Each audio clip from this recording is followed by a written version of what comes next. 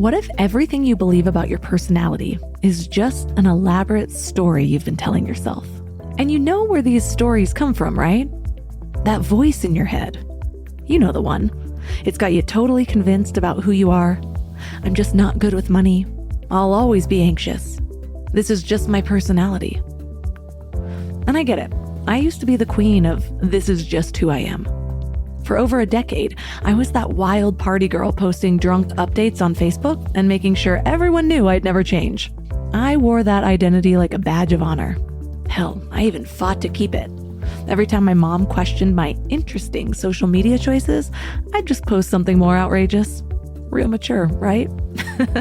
But here's the thing about personalities. They are not set in stone. They're more like stories we tell ourselves over and over again until we believe them. And trust me, our brains are really good at finding evidence to support whatever story we're telling. Think about it. Every time you react to something, your brain is basically taking notes. Oh, this is how we handle stress. Got it. Filing that away for next time. And before you know it, you've got these deep grooves in your brain, like a record that keeps playing the same song because that's just where the needle naturally falls. Well, here's where it gets good though. Science is showing us something pretty interesting. These grooves in your brain are not permanent. Every single experience you have is literally rewiring your brain, creating new pathways, new possibilities. And I know what you're thinking, but I've been this way forever. Yeah, I thought that too. But forever is a funny thing when you realize it's just yesterday's choices repeated so many times they feel permanent. The truth is, those personality traits that you're convinced are hardwired into your DNA might actually just be really strong habits. Your anxiety, your perfectionism, that people-pleasing thing that you do, they're not life sentences, they're patterns, and patterns can change. So this isn't just some fluffy, think positive bullshit. It's neuroscience. This is your brain's natural ability to change and adapt. But most of us are walking around with an instruction manual for ourselves that's way past its expiration date. So today, our guest is Olga Khazan, staff writer at The Atlantic and author of Me, But Better. She's done the research, run the experiments, and found out what it really takes to change who you are, not just on the surface, but at your core. So in this episode, you will learn why you keep falling back into old patterns and the weird brain science behind breaking free, the real reason most people fail when trying to change themselves, and how to tell if your personality traits are helping you grow or just keeping you safe and stuck. This show is sponsored by BetterHelp. You guys, workplace stress is killing us. 61% of people are dealing with stress levels that are way beyond normal. So if you're feeling it, you are not alone. I used to think I could just push through everything, work harder, sleep less, pretend I had it all figured out, but that approach nearly broke me. I am all about following your joy. If that voice in your head is telling you to make a change, listen to it. Maybe you are ready to quit your job. Maybe you do need to flip your whole life upside down. But either way, you need support and tools to navigate it well. And that's where therapy comes in. Modern therapy teaches you how to set boundaries without feeling guilty, how to manage anxiety before it spirals, how to make big moves from a place of strength instead of desperation.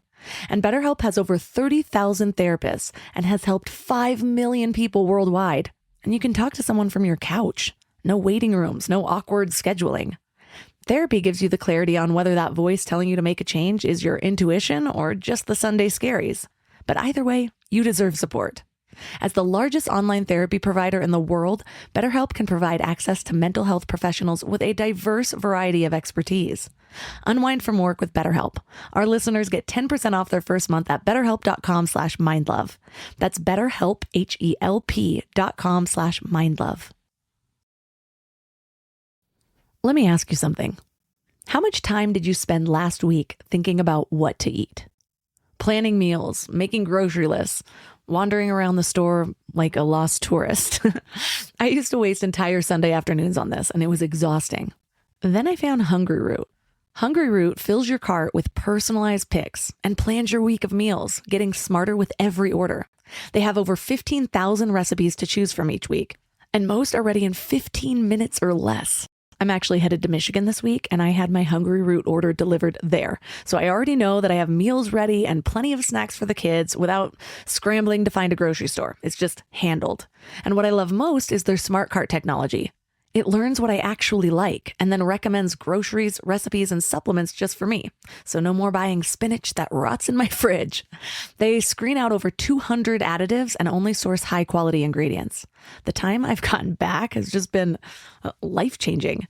So take advantage of this exclusive offer. For a limited time, get 40% off your first box, plus get a free item in every box for life. Go to hungryroot.com/mindlove and use code MINDLOVE. That's hungryroot.com/mindlove, code MINDLOVE, to get 40% off your first box and a free item of your choice for life. hungryroot.com/mindlove, code MINDLOVE. I was sort of like, I'm an introvert. And so people would be like, hey, do you want to come to happy hour? And I'd be like, oh, no. I'm an introvert. Like, I don't like things like that. And a big part of this was just realizing that, like, if you experiment with unsticking those labels, right? Like, you can stick it back on if you want. But if you just think to yourself, like, okay, what if I wasn't an introvert? What if I was an extrovert for one night? And they've actually done studies on this. They told introverts, go socialize with someone for a few minutes. First of all, they had fun. They felt better afterwards. And the second and like weirder thing that happened is that they said they felt more like themselves when they were socializing. So it kind of tells you that like sometimes these labels that you stick to yourself are not totally accurate. And like maybe you should experiment with what happens when you peel them off. Turn up your frequency with Mind Love. Bite-sized brain hacks for seekers, dreamers, and doers. It's time to give your mind a little love with your host, Melissa Monti. So what made you decide that understanding personality change would become part of your life story?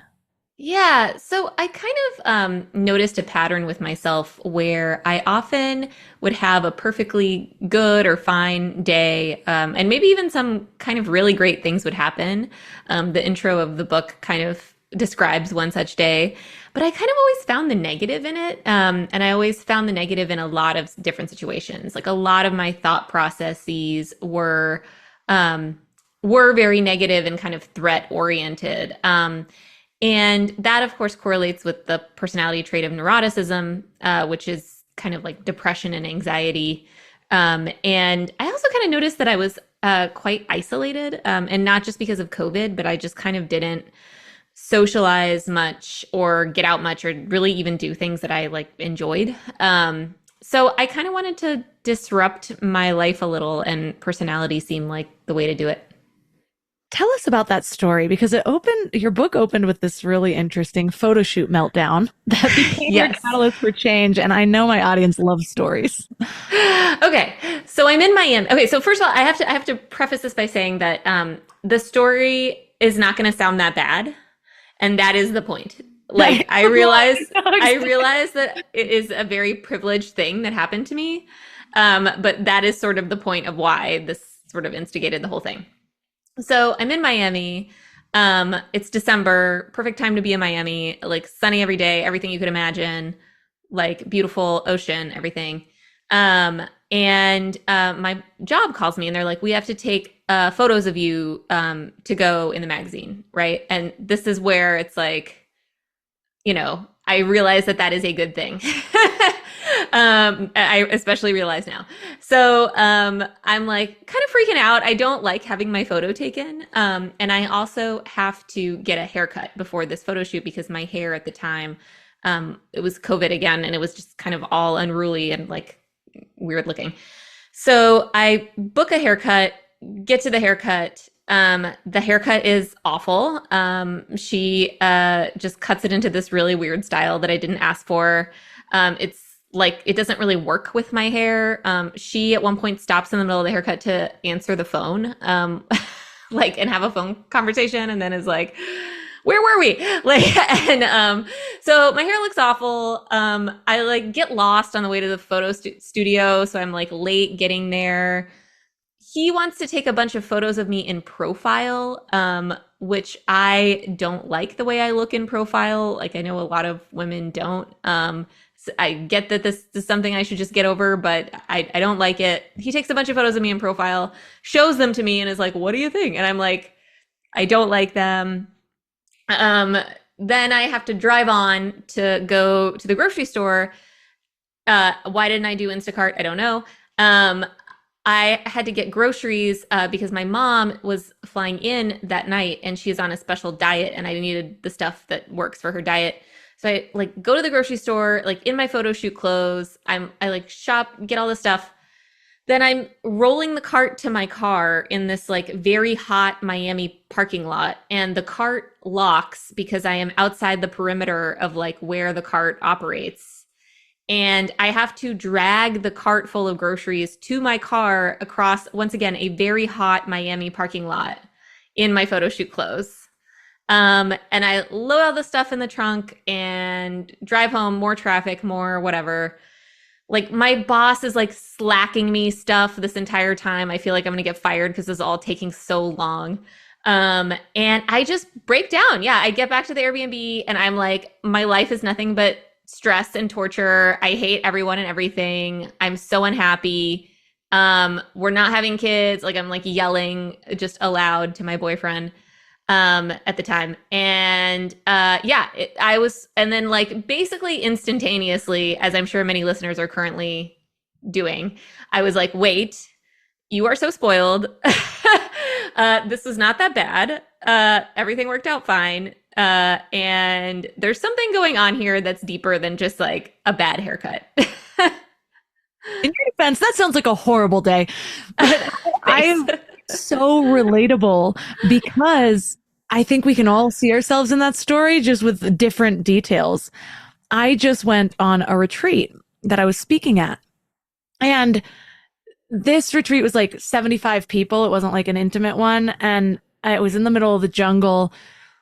And I was so excited to be there. And also, I got there and realized the weather was different than I thought it was.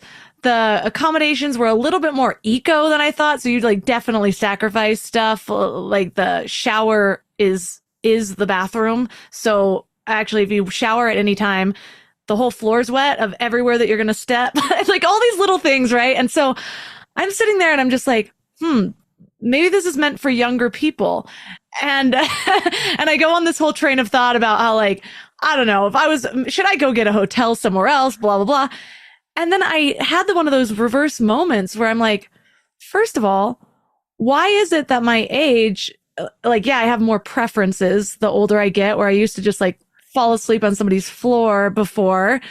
What would happen if I let go of these expectations and just lived in the moment and just accepted it like this was a fun thing? Like, what if I convinced myself this was fun and this is what I chose? And so I decided to do that. And it ended up being one of my favorite life experiences of all time. Oh, wow, that's great. And part of it, I do think that it is age, but also I've been dealing with those things. That situation was age. Like, okay, I'm used to different things in my life now. I wasn't used to them before, but that's not the only place that our negative tendencies come from. So when you were unraveling yours, what did you link that neuroticism back to? Yeah, so part of it for me is like incontrovertibly genetic. Like both my parents have a pretty high degree of depression and anxiety. But a lot of it is not genetic. Like a lot of it, so only like 40 to 60% of your personality can be explained by genetics. The rest of it is kind of stuff that you do and like stuff that you experience and stuff that you decide. And I kind of noticed that I just get into anxious kind of grooves where I decide that my anxiety is sort of like my secret weapon. And I will kind of be like, yay, anxiety is good. And I'll kind of like attach anxiety to different situations, attach a lot of self-criticism to different situations where it kind of doesn't belong. And I was just doing that with a lot of things. Like the floor thing that you said, I found very relatable because I too would be like, the floor, like it's wet. And then I would be like, why did I come here? I shouldn't have come here. I am too old for, like a similar kinds of thoughts. I mean, you obviously had the presence of mind to like be like, wait, snap out of it. But It's a After hard like thing to 3 do. hours. After Yeah. 3 hours in wet slippers, okay? Yeah, yeah. I mean, it's uncomfortable, right? Like, yeah. So it was kind of like I was like, okay, part of this, like, I'm working against I'm swimming upstream here with my genetics, but also this is a mindset that I have. Yeah. It's funny that we relate it back to our parents because it's hard to say with my dad now because I lost my dad when I was 19. And so now, like the last 20 years, I have a lot of thoughts of, I feel like maybe he'd be the only one that really understood me. But maybe that's also just wishful thinking and idealizing. But my mom has quite a bit of neuroticism. But it was funny because I've linked some of mine back to her. I've also sort of prided myself in being different, but I can see it coming through more as I age. But a couple years back, we were somewhere and I could feel myself being the little things sort of adding up for me. I was trying not to say them, but I was getting really close. And then I was sitting next to my mom and I thought it might be about to be a time where like maybe this will be something that we can bond on or something like, a negativity spiral. And then she said something the exact opposite of what I expected.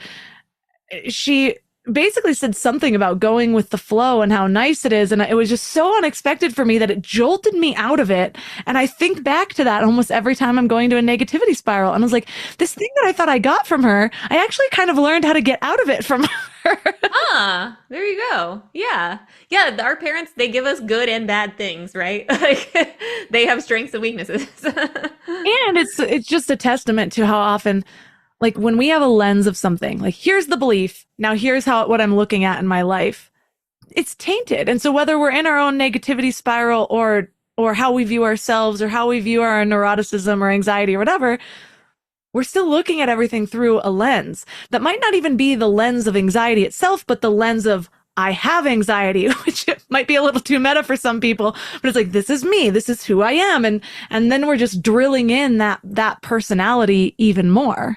Exactly. Yeah. And one thing, so like one thing I did for my neuroticism is I took an intensive meditation class. And people keep asking me like, what's the most profound thing that I learned? And it's going to sound so simple, but honestly, it was the meditation teacher. She would always say things happen that we don't like. And for some reason, that was very mind blowing to me, even though obviously things happen that we don't like. That's like the most basic thing ever. But I had sort of been carrying around this belief that I am responsible for making everything go perfectly. And I noticed that it was when things would stop going perfectly that I would get really frustrated with myself and also the world and kind of like the decisions that led me to that point. And so a big part of it was, like you said, just letting go of that lens that like things are supposed to go perfectly, because actually things like don't tend to go perfectly, and like not for anyone, and not even anyone who like makes all the right decisions. So there's no need to like cling to that belief.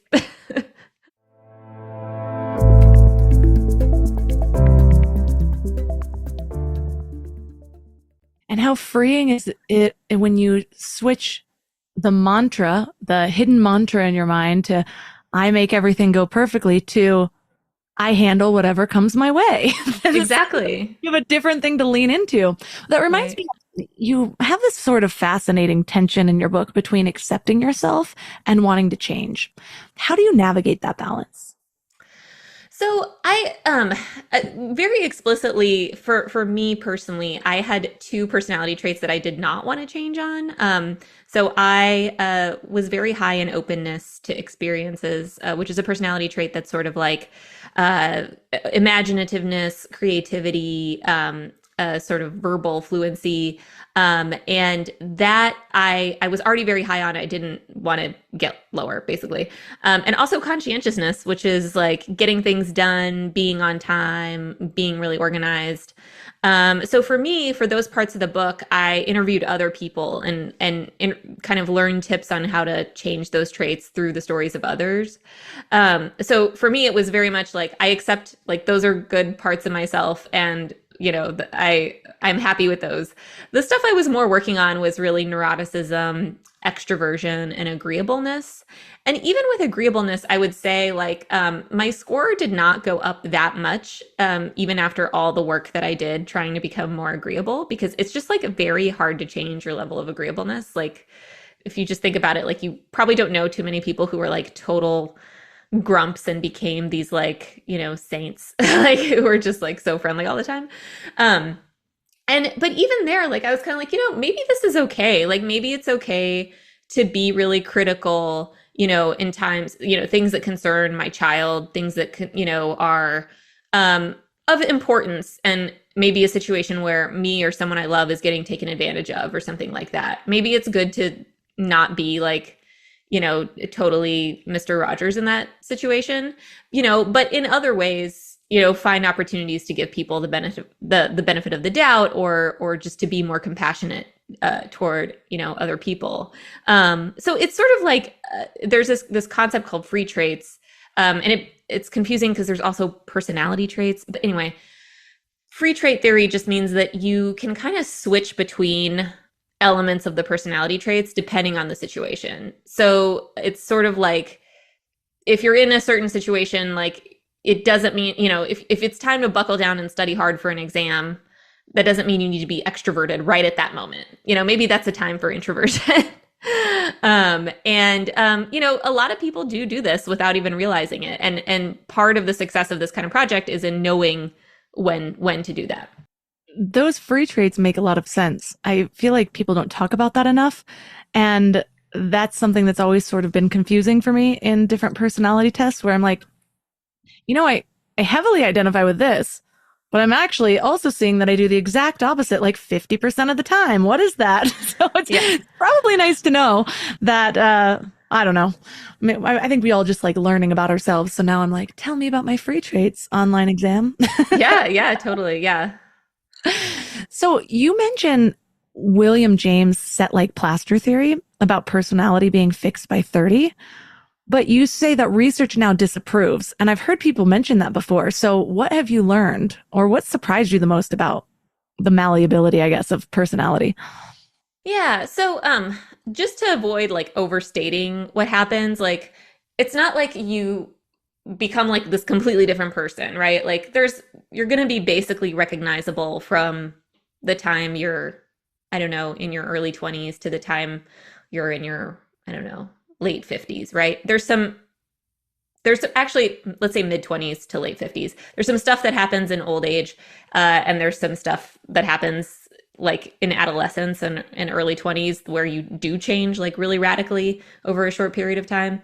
But I mean, all the studies that have been done show that people do change over time, even if they don't try to change.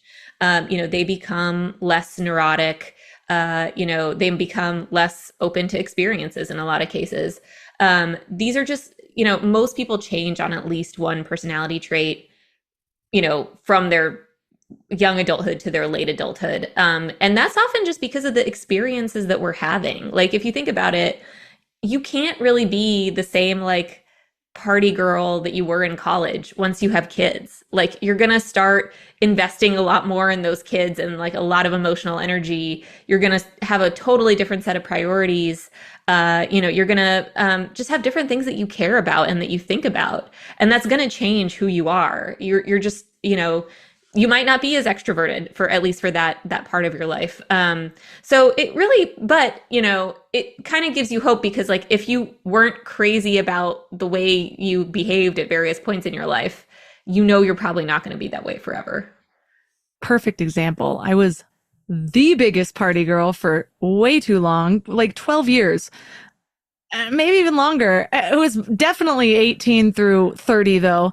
And I remember actually thinking, I'm going to be this way forever. Like I like set that in my mind where I'm just like, I'm not going to be the boring people. Like this is way too fun. And I was going on like 11 years of it. So it seemed like I could keep going.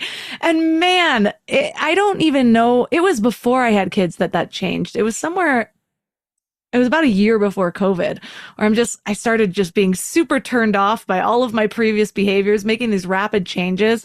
Now, the amount that I identify with the memes online of like, 1 minute you're like snorting Coke off the back of a toilet seat, and then the next you're making sourdough bread and checking the ingredients and everything. Like, I relate to that so hardcore. Yeah. Yeah. I mean, because your priorities changed or it got old or, and Oh, you probably, you stopped, being around the people who had those old priorities. And, a lot of our personality comes from who we socialize with and what we do every day. So yeah, I mean, it's a good thing. It's a good thing to change. and I think a lot of that was pretty conscious because I started reading a lot. I started learning about what we're influenced by. I started figuring out what I wanted to do. And so when you say agreeable, that's one of those that I see has changed quite a bit because I was the go with the flow person. Like, what are we doing today? And then I remember actually creating my own ideas. I was like, well, what do I want to do with my life? What does that mean for tonight? Like, how do I want to spend my time? What kind of person do I want to be? And when I started figuring that out, I lost a lot of friendships because I was no longer the person that was just in for whatever they chose. But, and it was a difficult period for a while, but then I started getting just as deliberate about what I wanted to build. Even now, even recently, I was realizing I was missing a certain kind of conversation and female friendship. So I was like, I'm going to create an event at my house and we're going to come over. We're going to do the question cards. And it was really, really healing for a number of reasons. I realized I had more resources than I thought to create the change that I wanted.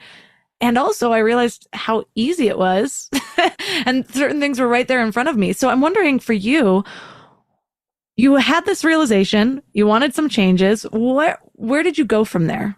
Yeah, so I love that story and that you actually did that. So I know this sounds silly, but I didn't really realize that it was possible to do different things. Like to like do things differently. Like you kind of get stuck in a rut, right? Like you work and you make dinner and then you watch TV, like whatever, you go to bed. Like you don't really think like, why don't I do something different? So for me, this was like a forcing mechanism to do different things. And so the first thing I did really is to work on extroversion. So just to get out more. And I signed up for a bunch of activities. I signed up for improv comedy classes, a sailing club, and a bunch of like meetups with strangers where you like go hiking and stuff. So I started going out like almost every day or like socializing basically more days than not, which was very unusual for me. And that was sort of the biggest whoa moment because I realized that I liked talking to people more than I had maybe been giving myself credit for. Like I was definitely part of like the introvert revolution. And like, I was like, I'm an introvert. I need quiet time to myself to recharge. But you can kind of overdo it a little bit. Like you can kind of be like, I only need quiet time to myself to recharge. But then I kind of realized that I do like, I need stuff to look forward to and I need to have conversations with people that aren't just interviews that I do for my job. Not that those aren't great, but like I need to have like spontaneous conversations that are not just questions and answers. And I think that was a big kind of step for me because it was kind of letting go of my introversion a little bit and like kind of maybe admitting that maybe I am a little bit of an extrovert, or at least sometimes I am, and like, or that I needed to turn that dial in my life a lot more than I had been.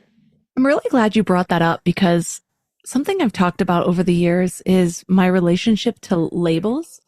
I think as humans, we like labels. We like understanding ourselves through a lens where it feels like somebody else has already figured it out. And then we learn some new things. And oftentimes those labels can be very helpful in the beginning. Examples for me, ADHD, empath. I still don't know if I'm an introvert or an extrovert. I'm like very extreme on both sides, just depending on the day. But uh, with each of those, it ended up becoming a crutch. And a crutch, by the very nature of the name, is something that's supposed to be temporary, that you then let go of for a while. But instead, if I start identifying with it, it doesn't serve me because then there's not as much of an openness to expanding out of it or to exploring the parts of you that don't necessarily fit within that tidy label. Mm-hmm. What do you feel about labels? Do you like them? Yeah, so that's a great point. And I actually, so there's a label metaphor in the book where I talk about how I, for a long time, had kind of personality labels that I stuck to myself. Like a big one was I'm anxious. And part of that was like I'm too anxious to do XYZ, right? And so like if it was so for a long time it was about having a child. And I was like, I'm too anxious to have a child. I won't be able to handle it. I'm an anxious person, and anxious people don't have kids. Of course they do, but like whatever. That was my story that I was telling myself. And the same with introversion, actually. Like I was sort of like, I'm an introvert. And so people would be like, hey, do you want to come to happy hour? And I'd be like, oh, no. I'm an introvert. Like I don't like things like that. And a big part of this was just realizing that like, if you experiment with unsticking those labels, right? Like you can stick it back on if you want. But if you just think to yourself like, okay, what if I wasn't an introvert? What if I was an extrovert for one night, right? And they've actually done studies on this. They told introverts, go act like an extrovert, right? Like just go socialize with someone for a few minutes. The introverts, first of all, they had fun. They felt better afterwards. They had a boost in their mood. And the second and like weirder thing that happened is that they said they felt more like themselves when they were socializing, which these are introverts. Like, so it kind of tells you that like sometimes these labels that you stick to yourself are not totally accurate. And like maybe you should experiment with what happens when you peel them off. Throughout the book, you explore different approaches to change, from MBSR to, like you said, sailing clubs. Which method challenged your preconceptions of personality change the most? Meditation challenged my preconceptions the most, because I had thought that I was like, I want to meditate. I want to be more relaxed. I have time to do this. I am on book leave. Like there is no one more like suitable for meditation than I. And I like really didn't like it. I found it really challenging basically the whole time. I really found it hard to like sit with my thoughts and not do anything. Not doing anything for 45 minutes is really hard for me. 45 minutes, a long session. Yeah, it was a lot of meditation. It was 45 minutes a day. I don't know, like for me, and that was so frustrating because I felt like with, stuff like sailing, like it's like, woohoo, we're on the water. Like we're having so much fun. Like this is fun. Extroversion's fun. I'm an extrovert now. And with meditation, it was so like, God, this is so hard. Like maybe I'm not doing this right. And maybe I'm just like too neurotic for this to work. And, this is like not a good use of my time. Like I kind of, all those like questions started to come up of like, maybe this doesn't really work. But then my neuroticism went down at the end of the meditation class. So. Nice. I am actually the biggest proponent of meditation, but it took me probably 10 years of consistently trying before it started feeling really good. So I know it's hard for me. I'm like, I want to tell people, just stick with it like another 9.5 years. Yeah. It's a really hard thing. But I was just telling somebody yesterday because she has a really hard time with meditation. And something I learned in transcendental meditation is that moment of, because we all have it multiple times in a meditation, usually of like, I'm just going to get up, or like all of a sudden, like I'll like turn to like check my phone, even though I have a blindfold on. And, and in that moment, if you just breathe through it and go back to the mantra, stress actually leaves your body physiologically. And so something about knowing that makes it easier for me to come back and like, oh, it's a discomfort blip. And then I just kind of picture it like elevating past my head, like floating up out of my awareness. But, now, if you stick with it for a while, my meditation now, it's like bliss space. It's like better than a dopamine hit. I'll get really excited about going to my meditation mat. in Huh. case you want a little bit of motivation to try to stick with it.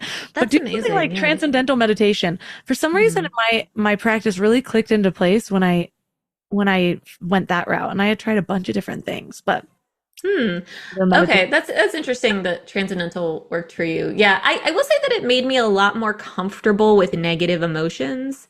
Like I realized that a lot of what I was doing in life was being really scared of negative emotions and then being really uncomfortable when they happened, and like almost like the emotion would happen and it would freak me out more that like disappointment or sadness or stress was happening. Like that would itself be very stressful.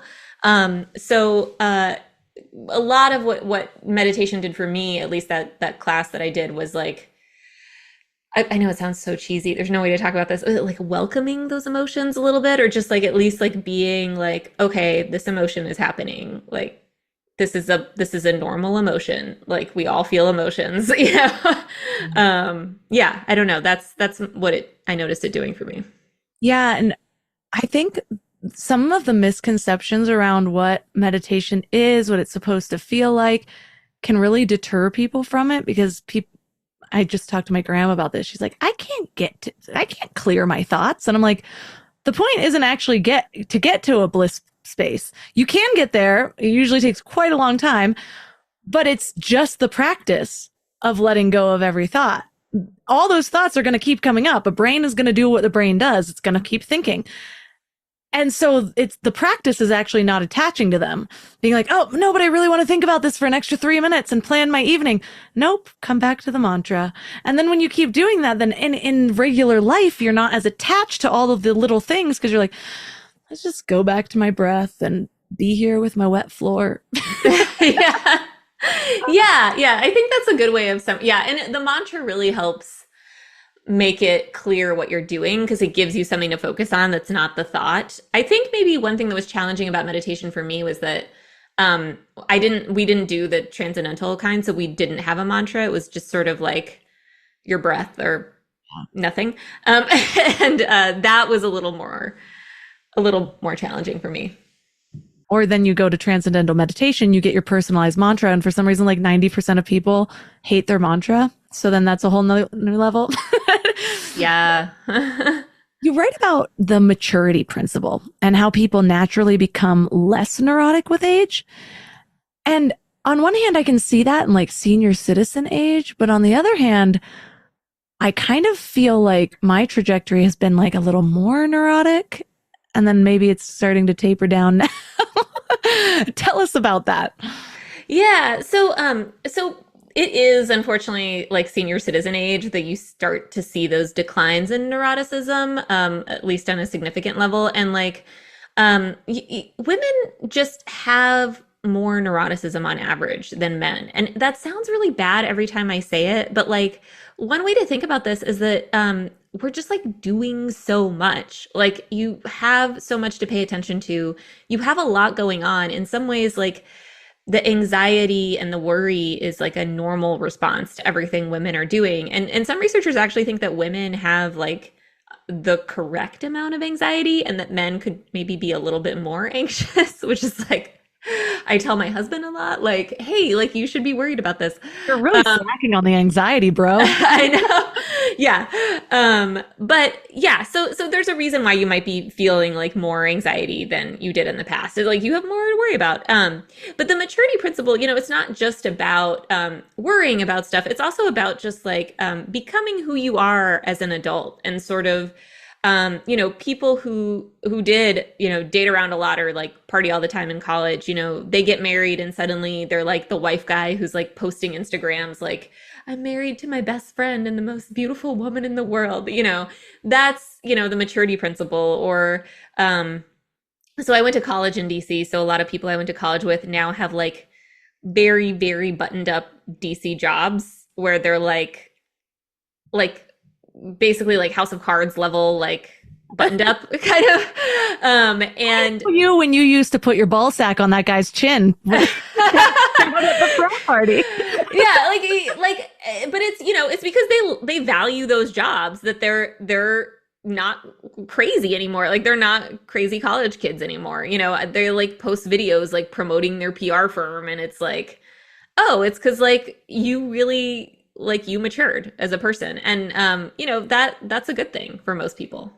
My Facebook status updates from like 15 years ago, the haunting. There should just be a horror movie just on Facebook status updates.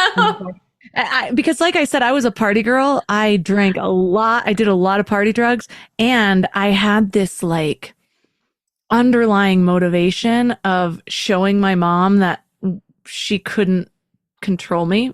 So I would Yes. just post the most ridiculous things just for all to see because I knew she'd probably send me a message. Is this really appropriate? And then I'd like, Uh-huh. yes, I got another one or something.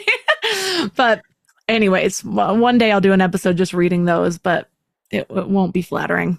Yeah, Facebook. So I talk about Facebook status updates in the book, and yeah, so Facebook gives me those like your memories from 20 years ago or whatever, and like when I first joined Facebook, and I was like, I realized that so many of them are me like humble bragging about like each like progressive step in journalism that I got, and it's like appeared in the Huffington Post today, like no big deal. Like, but it was clearly in this like smarmy way, like where I was like performing dissatisfaction with it. And I was like, oh, is there a way to turn these off? Like, it's embarrassing.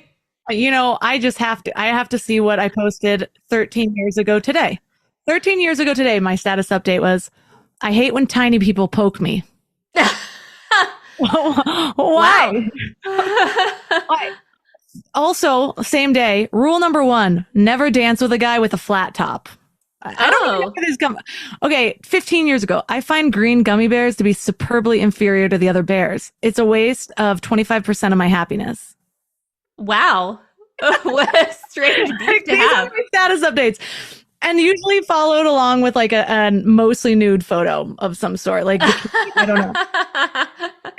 Now that we got that out of the way. One thing that I think we all understand is the role of trauma and how it has seemingly permanent effects. And I'm not talking about the trauma from my Facebook status updates, but like maybe the things that happened the day before. But how does understanding this connection influence your approach to personality change?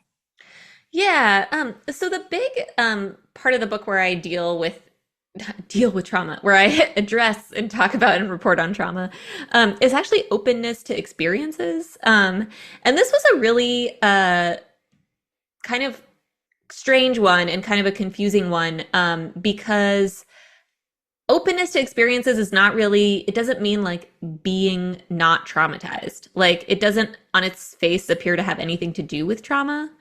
But all of those studies where they're giving people psychedelics for PTSD, the mechanism by which that happens, by which the psychedelics help with the PTSD, is that it helps with openness to experiences. It basically like increases your openness, and then like, you know, question mark, and then you become less traumatized or less scarred by your trauma.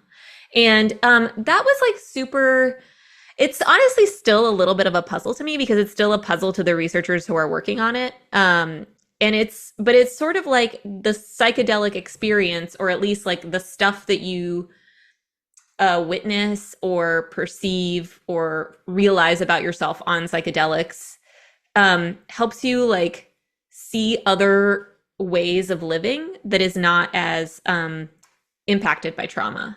It like helps you, it kind of like one researcher put it as like taking a helicopter ride over a mountain, and then suddenly you're like, oh, okay, this is like where I'm headed. Like you can see the whole hiking trail and the summit and everything, instead of just like focusing on like each individual rock and like all the obstacles in your path.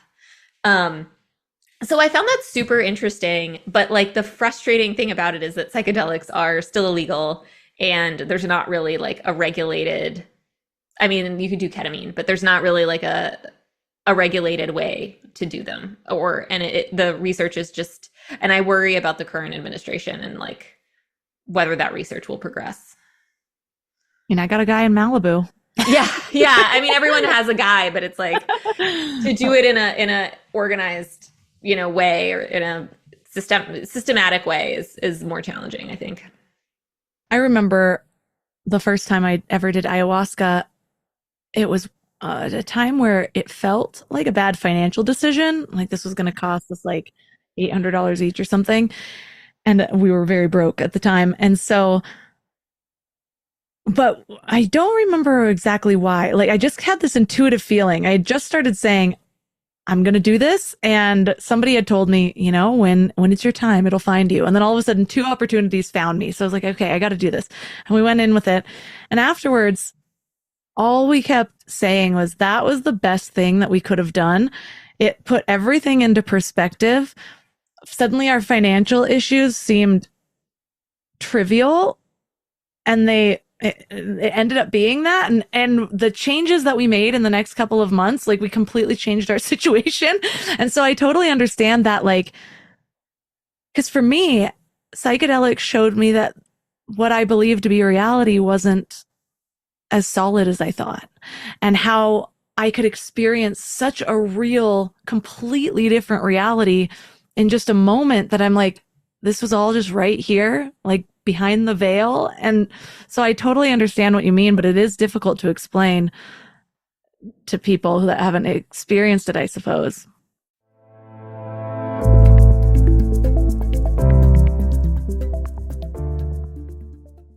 Yeah. I interviewed someone for the book who had a series of horrible things happen to her that I won't get into, but she had PTSD for sure, did MDMA in a MAP study, and is like completely fine, or not. I mean, whatever. I don't know what you call someone who has recovered from PTSD, but she doesn't have PTSD anymore. And I think that's pretty amazing, but unfortunately, I mean, that sort of approval process kind of fell apart. So we're still kind of far away on that. That makes me wonder if sometimes when people hear my story, they're like, you've been through all that and you seem fine. Maybe it's because I spent my whole 20s doing MDMA. You cured yourself. Good job. While creating a whole slew of other problems, but here we are. Yeah. You describe personality as sort of a tapestry woven from genes, partially, experiences, and choices. So when you began to understand the makings of personality in a new way, how did that help you understand your capacity for change? I think it was honestly crucial because I was sort of raised in a family where it was like, my parents are like obsessed with genetics and like figuring out like who gets what from who. Like, I don't know, anytime like my brother and I would do something out of like that they didn't approve of, they'd be like, I don't know where you get this from, or like, I would never do that. And like the implication is that like we should be exactly like our parents, and that like anything we do that's different is just, what are you doing? Like, this isn't in your genes. And for me, just having that knowledge that your experiences and your choices can shape your personality, it was like really freeing, because who wants to be stuck with whatever hand they're dealt in life, like with the exact way that you were brought up or the exact way that your parents live? Like, most people would like to do something slightly different than exactly how they were raised. And I don't know, I think that's really cool. I think it's cool that you can change the reality that you have through choices that you make. It's been healing having 2 kids, because the first one, I could feel my neuroticism a little bit more of like, I need to make you into a worthy human type thing. And it was a beautiful part. It was a beautiful journey, because there was a lot of things where I'm like, okay, I've worked on a lot, but now I'm seeing this. I don't want to pass that on. So it was like a mirror of the things I wanted to work on. But then the second one came around and had just such a wildly different personality that I realized, oh, not all of this is my doing. You guys are so different. You're just going to be who you are. And it's allowed me to just sort of step back and enjoy their personalities more than feel like I have to craft it. Yeah, I mean, and that's absolutely true. Like, one reason why we know that personality isn't completely genetic is that siblings actually don't have very similar personalities. Which, if two people share parents and their entire upbringing, like, you would think that they would be exactly the same, right? If that were true, if people had no ability to change their personality or shape their personality. But they're not. They're honestly like often no more similar. I think one study put it as like no more similar than strangers chosen off the street. So I don't know. I think that's also really cool because I am also a mom. And I do sometimes freak out about whether feeding him the chicken pouch or the turkey pouch will affect him one way or another, and will it mean he goes to Tufts instead of Harvard? But honestly, like, the research shows that stuff just you can't control it. Like, you think you can, like, they're gonna kind of be who they are, and like, you can provide a safe, loving environment, and that's kind of all you can do. You can't like turn them into something. It's liberating and a little bit scary. Yeah, it's very scary. You also write about how personality changes ripple through relationships. Which relationships in your life were most affected by the changes you decided to make? I mean, I would honestly, like, to be frank, it was my relationship with my husband, because we decided to have a baby, a kind of like toward the end of this project that I was working on. Yeah, like, it was, I had been on the fence and on the fence, and I finally like pulled the trigger like toward the end of this. Oh, we kind of made that kind of decision too. I was like, I thought I would never have kids most of my life. And then when I got married, I was like, okay, I could see having kids with you. And then we're like, in 5 years. And then I don't think we would have done it if the world wouldn't have shut down. Like, I needed that nudge. And then it was just a couple months in, and I make this joke all the time, but it was dead true. We ran out of puzzles, and I'm like, what else can we do? And so we decided to have a baby, and we got pregnant that day. Yeah. I was like, we might as well get started because it's going to take forever. We're both old, and it happened right away. Yeah. Yeah, I was like, went into my OB like, so. Yeah. Another thing that is interesting is how cultures view personality. What have you learned in that area? Like, because we kind of always assume like everyone's going to view it the way we do, and then it's usually when you get really deep into traveling that you realize how many differences there are in just our worldview, but how many things those things can affect. So what have you found about other cultures and the way they view personality? Yeah, well, it's interesting because the Big Five personality kind of framework actually like doesn't even apply in some cultures. Some cultures, like when you talk to them about openness to experiences, in particular that trait, they kind of like don't know what you're talking about. Like this, like, or it's just like not a priority in their culture, or it's just not something that people look for, is being kind of like woo, like, it's just like not seen as a good thing, or it's seen as like a sub trait to something larger. And also some cultures have traits that they prioritize that we don't, like honesty, which is a facet of agreeableness in the Big Five. But in some, like when psychologists go and interview people from different lands, like that's like one of the first things that they say is like, this person's honest, this person's not. And that's like a big deal. But Western countries like don't kind of single it out like that. Interesting. I wonder how many things that affects within the culture.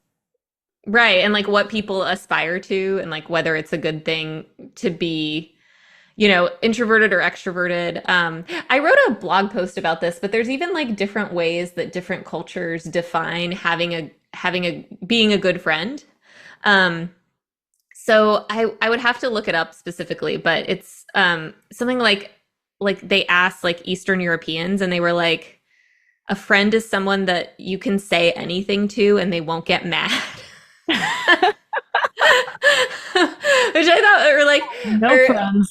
And like some countries were like, a friend is someone who would like lie to get you out of like a court case.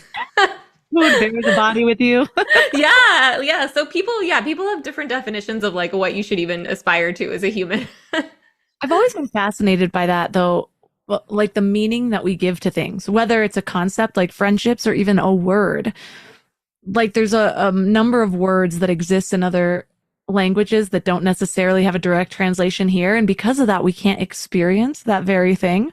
So it would be a super fun experiment to just go around to every country and like really ask them what friendship means to them and then just like decide to be their friend for a month and do that in like 12 different places and see which one feels the most fulfilling.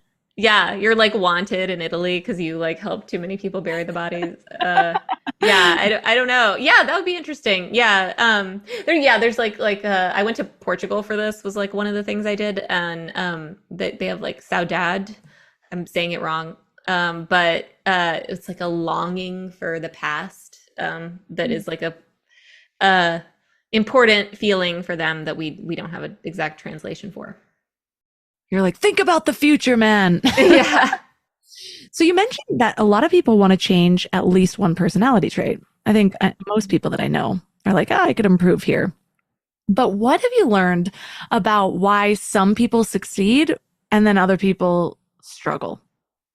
Yeah. So for a lot of these, you have to like really want to do it. For like neuroticism in particular, like I found that I was kind of secretly clinging to my anxiety. I was like, yeah, I'll meditate, but then I'm gonna like freak out about this other thing later.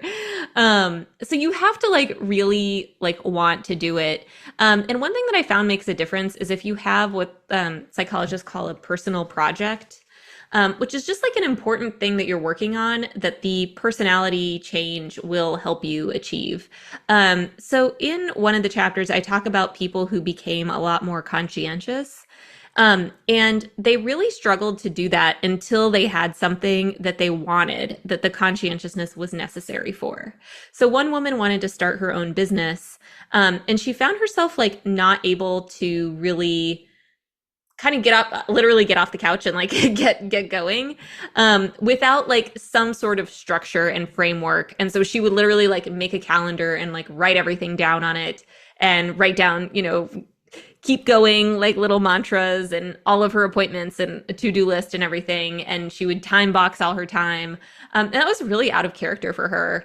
But it was because starting this business and having this like very specific life was so important. It was a project for her. And so the personality was kind of a tool to help her achieve that. And that is like one definition of personality that I heard from researchers, is that it's a tool that helps you achieve your goals.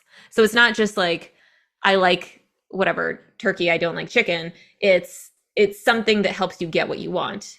So in that way, the most successful people I talked to had a goal that they were working toward.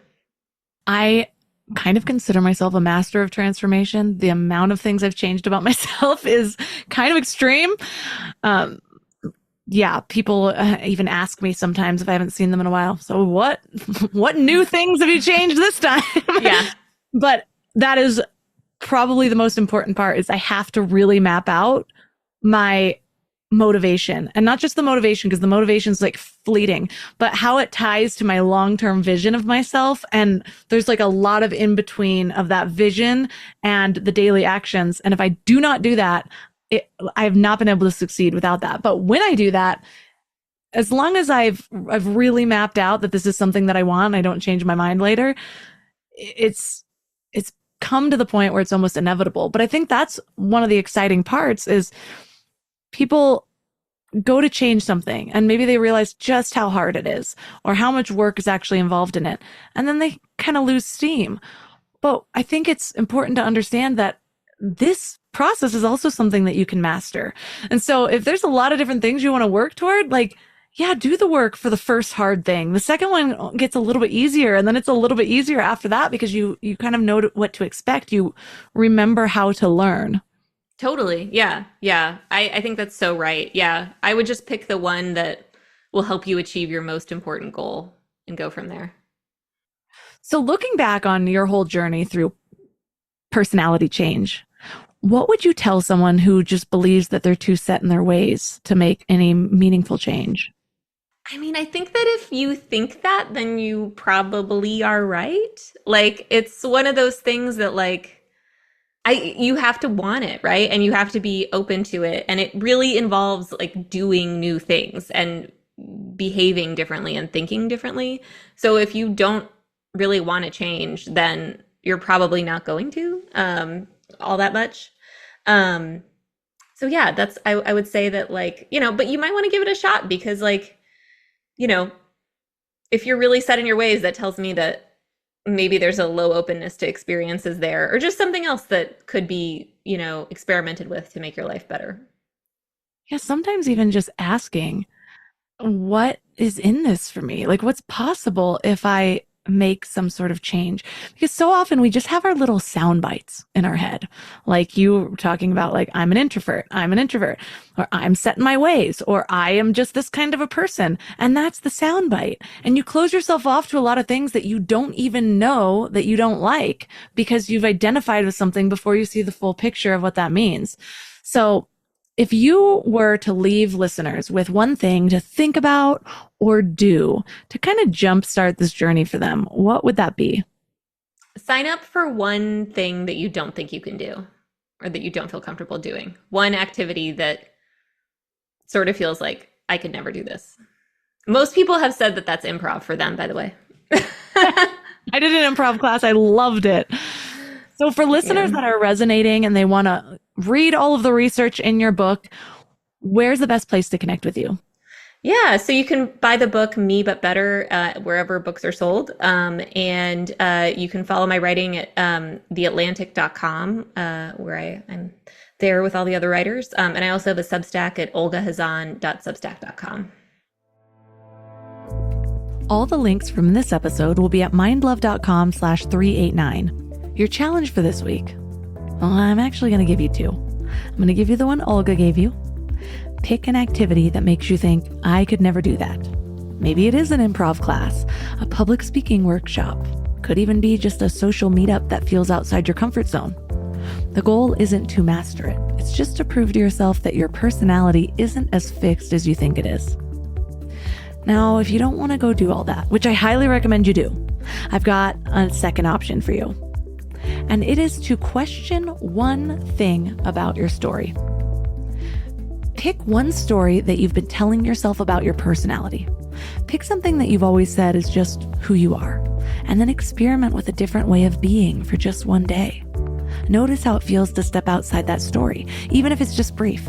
And remember, you're not erasing who you are. You're just exploring who you could be. Give it a try and let me know how it goes.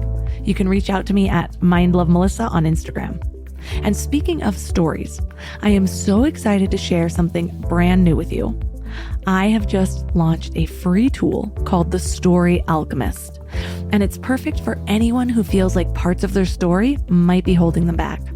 You know, those beliefs or experiences that still shape how you see yourself, even when you know deep down there might be another way to look at things. So I hand-built this AI-powered tool. That in itself is really cool. And it helps you rewrite pieces of your narrative so that you can see your story in a whole new light. So go to mindlove.com/story to try it out. It's totally free, and it's not about making things up or pretending your past didn't happen, but it is about owning your truth in a way that fuels your future. If you try it out, please do reach out to me on Instagram. I'm so excited about this one. You can also find all of my amazing sponsors at mindlove.com/sponsors. And don't forget to sign up for the Morning Mind Love at mindlove.com or text the word morning to 33777. Thanks for giving your mind a little love today, and I'll see you next week. Thanks for tuning into Your Higher Frequency with Mind Love. Head to mindlove.com for a free gift to keep your vibes up until next week.